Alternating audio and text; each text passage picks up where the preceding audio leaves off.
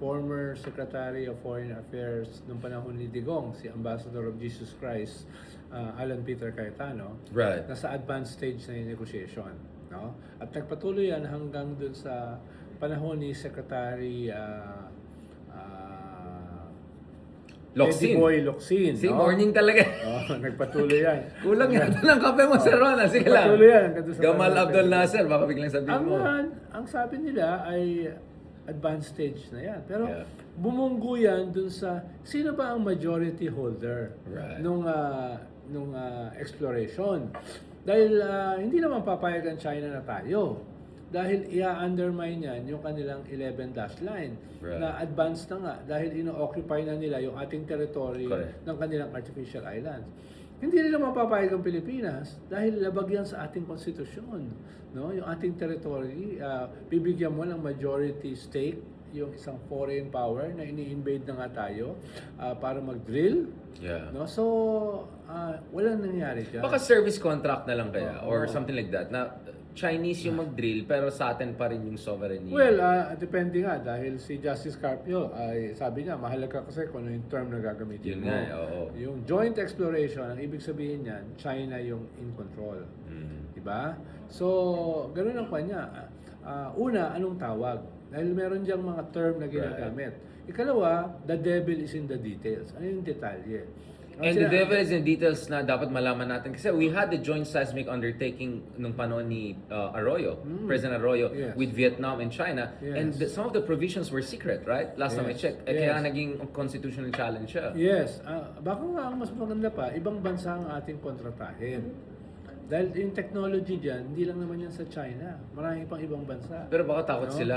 Like we know Total before and all, they pulled out of Mas yun Respol ang difference. from Vietnam. Oh. Mas yun ang difference. Dahil ang Malaysia at saka Vietnam ay nagdi-drill dun sa contested waters with China. At Yeah. hinaharas din sila ng China. Pero go pa rin hindi sila. napigilan yung pagdi-drill.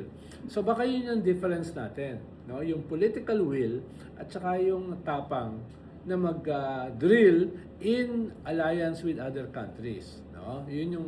Which is weird, right? I mean, they don't have US alliance. We have a US alliance and yet para tayo pa yung takot, tayo pa yung coward. Correct. Which is So, a weird situation.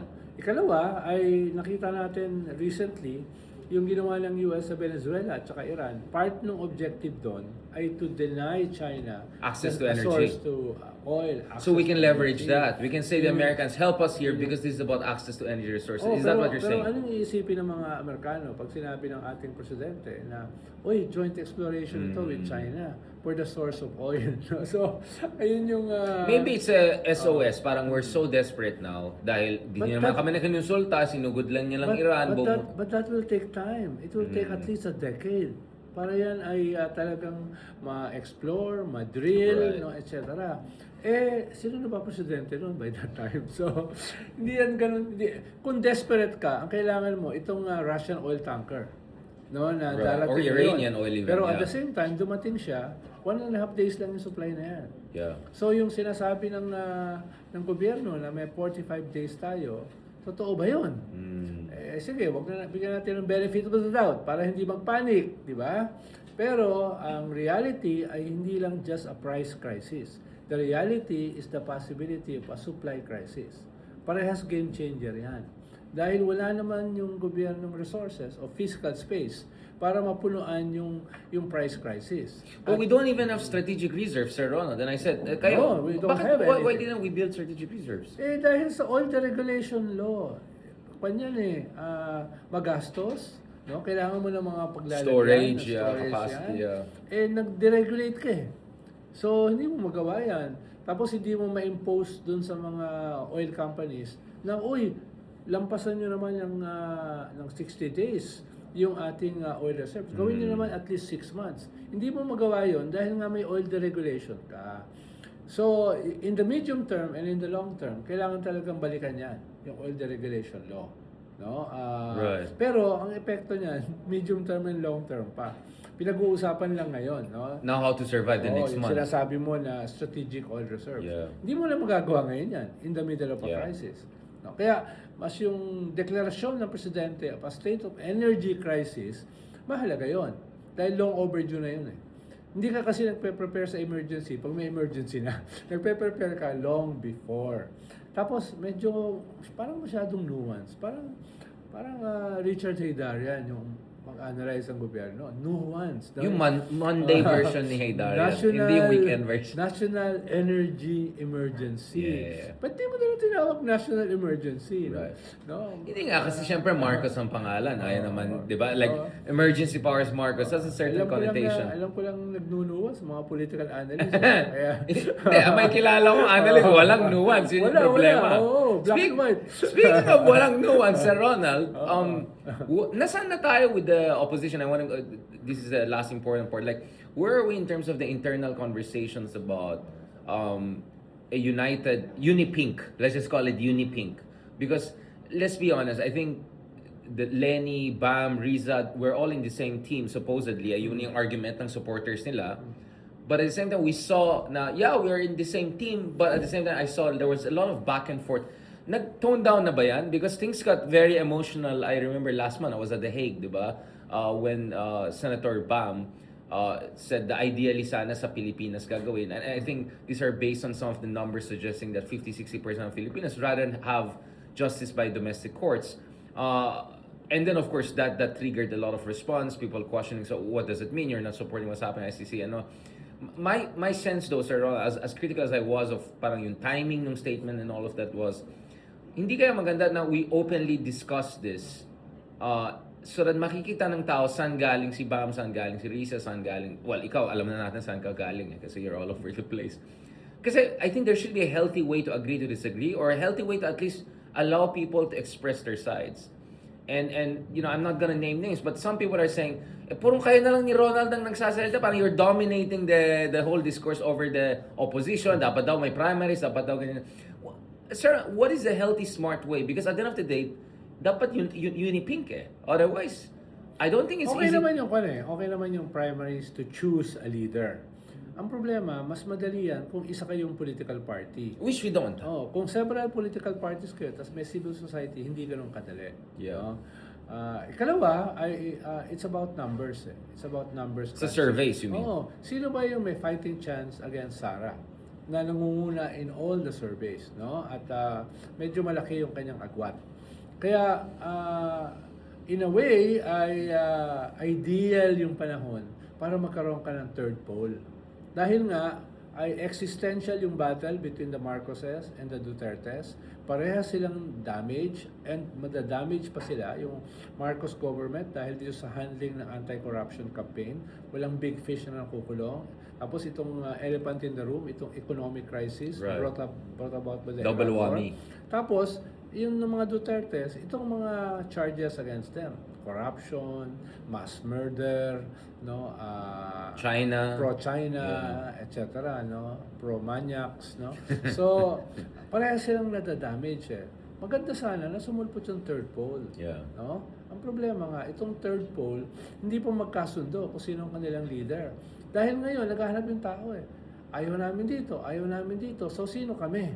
No? But shouldn't there be like rules about how there should be a discussion? Kasi, yun nga, kasi parang yung third pole sa tingin ko, wala pang ideas about how to have a healthy debate. Whether you want Risa, whether Lenny pa rin, whether you want Bam, right? Because each of them can make a strong argument. Lenny could say, all the surveys show she's still at least the second now. Bam was number 2 in the Senate, so he feels he has the momentum. Riza would say, no, I'm the de facto leader of the opposition. I fought the good fight. So each of them have a case. So how can you have a healthy discussion sa third poll? And then, of course, yung other parties, I don't think without a grand coalition, especially the Tulfos in the picture, I think all the surveys show Tulfos are going to be a major factor here. Kingmakers or queenmakers. How do you coordinate that, Sir Ronald, in a healthy way? Alam ko nang-aasaran tayo, we make fun of each other, we have pot shots, but there has to be a healthy adult way of doing this, right, Sir Ronald? Tutuloy ko yung ating asaran, no? Ideally, meron really helping. meron tayong process na dadaanan as you propose, di ba? Right. Na may consensus dun sa process para kung ano yung resulta ng process, may consensus din. Correct. Tapos medyo scientific yung pagpili. Right. But in the real world, no, it's about people eh. Sino pa ngayon yung umaangat. Sino ba ngayon yung may fighting chance laban kay Sara? Meron ka lang numbers dyan eh. Ang problema, halimbawa, sa ngayon si Lenny mataas, no? Around Right. 30%. Sara around 39 to 40. So very close. 8 tapos- points, 9 points lang. Yeah. Tapos yung iba ay may 18% yung mga tulpo, Yeah. etc. So, kailangan mag-decide immediately ni Lenny, no, a final decision kung tatakbo siya o hindi. Kung hindi, then yung kanyang 30% pwedeng ilipat kay Bam or kay Risa. Habang nandiyan kasi si Lenny, undecided, hindi aangat si Bam at saka si Risa. Yung 15-16 million votes na bumoto sa kanya noong 2022, hindi naman yan pupunta kay Sara.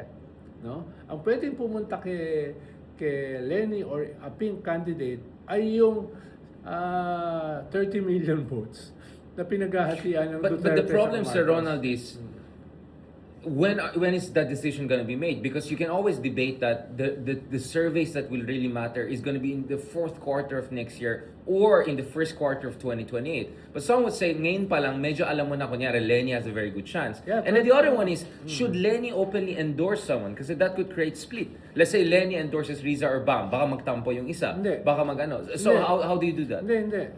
Everybody for now will defer to Lenny. No? Mm. Dahil everybody knows that kailangan ng isang kandidato laban kay Sara. Right. No? Tingin ko kahit maraming idiots in the room, no, hindi sila ganun ka-stupid para tignan na pwede ang several candidates against Sara. Dapat Yeah. isa lang. No? Kaya kung tatakbo si Lenny, everybody will defer to her. Kung hindi siya tatakbo, ay Yung endorsement niya. aangat yung kanyang i-endorse. Right. No? At but sabi mo nga, hindi ito mangyayari sa 2027. Yeah.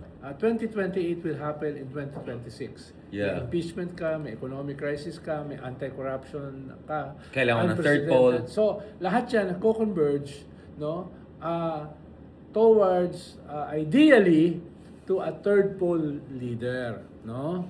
Dahil a third poll leader ay natural sa kanya na i-harness yan. Yeah. Yung anti-corruption issue, yung anti-impunity issue, itong nationalist issue natin, Right. etc. Imaginein mo kung mapupunta yan sa isang third poll leader. Ang problema nga, neither here nor there. Right. Ayan.